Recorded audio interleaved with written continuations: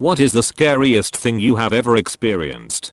Amphetamine-induced psychosis. I spent a period of time addicted to crystal meth, and the psychosis one goes through after having not slept for days at a time is scary. You see how people you believe everyone is out to get you. Every conversation out of your earshot is about you. Your delusions become very real. At one point there were leprechauns that were out to kill me. I saw the leprechauns. I heard them whispering and plotting against me. It was insane. I am so glad that was in the past. I know how bad drug-induced psychosis can get. Mine had hit an all-time high when I had convinced myself I was dead and that I was living in a memory loop of the last 15 minutes of my life. It took about 30 minutes to pull myself out of it, and I ended up collapsing on the floor and bawling my eyes out for hours. I'm clean now. Congratulations on being clean. I'm as well. I have been off the hard stuff for almost 3 years and I'll have a year clean and sober from everything on the 30th.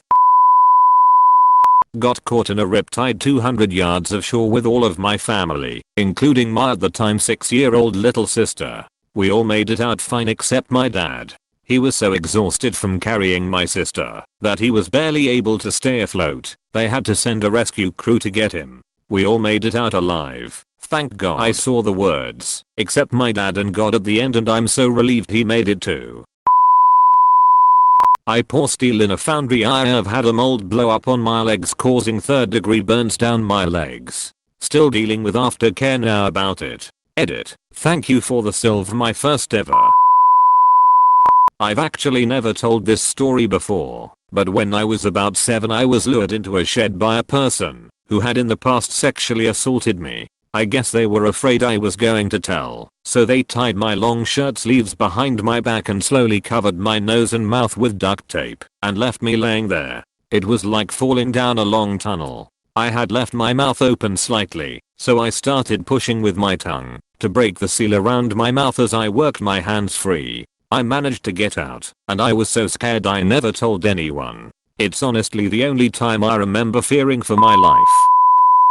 Probably the aftermath of a grand mal/tonic-clonic seizure in which I fractured a vertebra. I woke up on the ground with 2 strangers over me while I was in the worst pain I had ever experienced, and I didn't know where I was or who these people were. Turned out to be EMTs, or why I was in too much pain to move. They kept asking really simple questions and I just didn't know the answers, which freaked me out more. It was May, and they asked what month it was. I thought really hard and didn't know, and I looked outside and thought it looked like August and gave that as my guess. They asked where I was. I didn't know that either. It turned out to be my living room. My girlfriend was also right there, having called the ambulance. They asked me my girlfriend's name. I said I didn't have a girlfriend.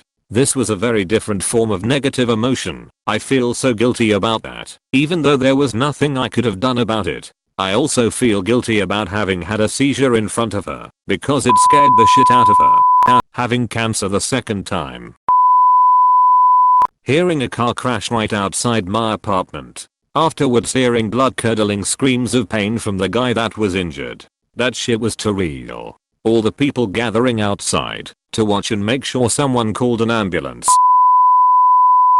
Let me preface this story with, I have a phobia of water. I can't see the bottom of r/thalassophobia for anyone wondering if they have the same thing. When I was younger, my brother was driving me home at night from a 4-H model railroading meeting. This was February in Indiana and we were driving on country roads to get home. We came to a stop sign, and when my brother touched the brakes to slow down, the SUV we were in went sideways on black ice. In an attempt to save it, he overcorrected, and we ended up in this slow-angled descent into a drainage ditch. When the driver's side tire went into the icy black water of the ditch, the truck slowly lurched onto the driver's side and then upside down into the water. Black freezing deck began rushing into the truck and I nearly lost my mind. My brother put his hand on the ceiling and released his belt, and I tried to do the same, but being 5 years younger and in near panic, I couldn't get my buckle undone, so I had to use both hands and fell into a clump on the floor. We clambered to the back of the vehicle and my brother began kicking the side window to no avail. At this point I had enough wherewithal to find a pair of my dad's needle nose pliers and shatter the rear windshield so we could climb out. The water was only like 2 feet deep, but I didn't know that while I was upside down, and water began rushing in through the door seals. I cut the crap out of my hand, shattering the rear window. The most important thing that happened that frigid night was a douchebag in a Camaro blew right past us while we were standing next to the road, and then a couple in a minivan pulled up to the stop sign a minute later and drove us all the way home. Like 30 minutes out of their way. I still stop anytime I see someone in need because of them. When I was in high school about 10 years ago, I was home alone while my mom went to pick up my brother, and before my mom left she told me to bring the dogs in. Now we had 2 beagles, one that was friendly but barked loud, and an older one that we had gotten from the shelter was extremely protective and was not afraid to show his teeth. I ignored her and left them outside for a bit. I was in the back part of the house and was on the computer when I heard a noise. I walked to our front room and saw a young guy near the front door who knocked. I stood slightly out of sight and saw him walk near our window and then back to the door and knocked again, but also tried the door. Immediately, my blood went cold and I rushed to the back door and quietly yelled for the dogs to come in. They ran in and I herded them to the front room, and I heard the mailbox slot open. Right away my older beagle got on the defensive and growled the area "I'm gonna fucking bite or growl," while the other one barked. I got my phone and called my mom and begged her to come back home, which she did with my brother. They looked around and saw no other signs of entry. I triple check every door now, and even though those 2 dogs have passed away, I keep our current dog near me when home alone. My wife and I had already lost twins at 8 weeks and a daughter at 20 weeks, and suffered under years of infertility. We had twins. They came early. Neither one was breathing, and my wife's BP was critically dropping. As a father in the I had 3 of the people I loved most in this world in severe medical distress, and I had no idea what to do for any of the 3. I was useless, in the way, and paralyzed with fear about what was going to happen. I have never felt so helpless in my entire life. I was 21 working the overpass shift at a 24-hour pharmacy when a guy ran in with a ski mask and gun and robbed the store. He made me get on the ground and took my car walker to all the registers and empty them into bag, then ran out and jumped into a getaway car and drove off. Still had to finish my shift after that too. He and his accomplices were arrested a couple weeks later, and he did 6 years in prison for armed robbery. I got a notification in the mail from the state when he was released. Gee, thanks. I once had my foot cut off in a car accident. The doctor reattached it. Lots of nerve damage. I fall down occasionally. Most of the time I don't. I worry that at some point in my life it will be amputated. I fear the concept of ruining my body. I had a panic attack after I missed a final for one of my classes my first semester at college. It was the first panic attack I'd experienced. It started when my professor told me that everyone has already left, and I had a hard time controlling it until I could get out to my car. The professor was nice enough to let me come in the next day when he had a class taking the same exam. Once I got out to my car I stopped trying to control it, and I was hyperventilating and crying. I lost the feeling in my hands and face. It was pretty bad. And I was completely alone. After several minutes, I realized I needed to get home, so I started driving while still having a panic attack, and I was freaking out cause I still couldn't really feel my hands. It was scary. Since about a year and a half ago, I've been treated for schizophrenia. I don't have a lot of hallucinations besides some voices as I'm going to sleep, and my delusions weren't paranoid delusions, but more grandiose and religious. Anyway, I was treated after I designed and built a miniature guillotine out of 3D printed parts and a box cutter blade, and used it to cut my tongue off. I actually only managed to cut it about half off, so they reattached it, and I can speak and eat fine now. But it took me months to plan this and build the device, and every morning as I woke up and I struggled to pull my dreams apart from reality, I had to realize over and over again that the horror hidden in my desk a few feet away was not a dream, but something very real that was going to hurt me very bad. Every morning that my mom came to wake me up, I hoped she would somehow see it and help me. But I couldn't get my thoughts together until I was awake, and when I was awake it wouldn't scare me anymore. so I never cried for help. Some parts were scary at the time. The entire thing is kinda scary in hindsight. I had a semester in college that broke down who I was as a human being. I have major depressive disorder that, along with other diagnoses in remission, and this semester was the most emotionally challenging thing I have ever experienced. On top of that, I was still trying new meds. Essentially, it induced psychosis and amped up my eating disorder tenfold. I was seeing bugs and feeling them on my body, mostly, and I thought my room and electronics were bugged, so I spent a lot of time covering up holes, putting tape over my cameras, moving my room around to cover outlets and stuff, hiding from my window. Meanwhile, I went 3 weeks straight without eating, a few more with heavily restricting. That was pretty rough. Anyway, I'm on better meds now lol. Every time my father unbuckled his belt.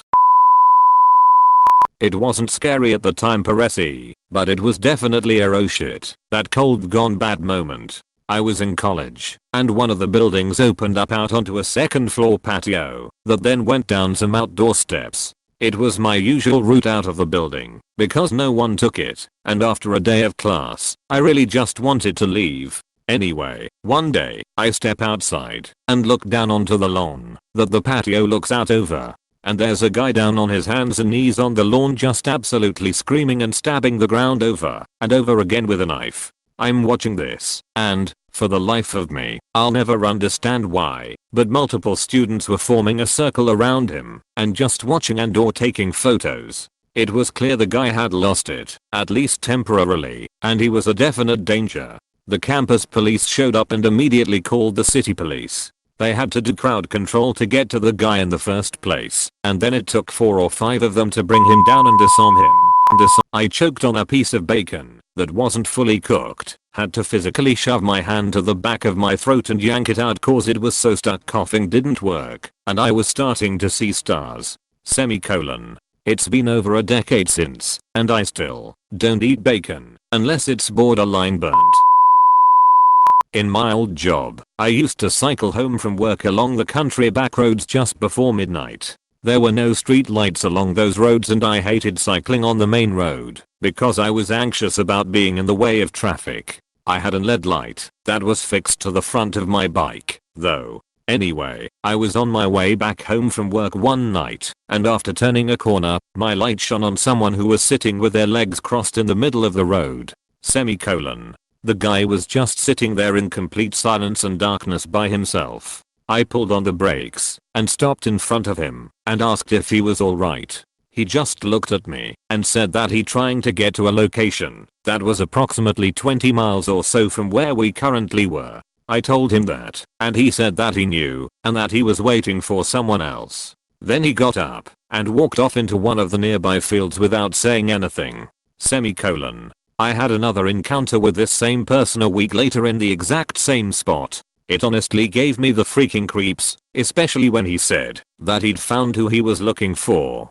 Turns out the guy was waiting for a specific car to drive that way. The owner of said car was someone he loved, but was with someone else, and he was planning to kidnap her. I found this out when I saw his face in one of the local newspapers not long after this incident. He'd been arrested for sexual assault and attempted murder. Had to do CPR on a 9-month-old baby who drowned.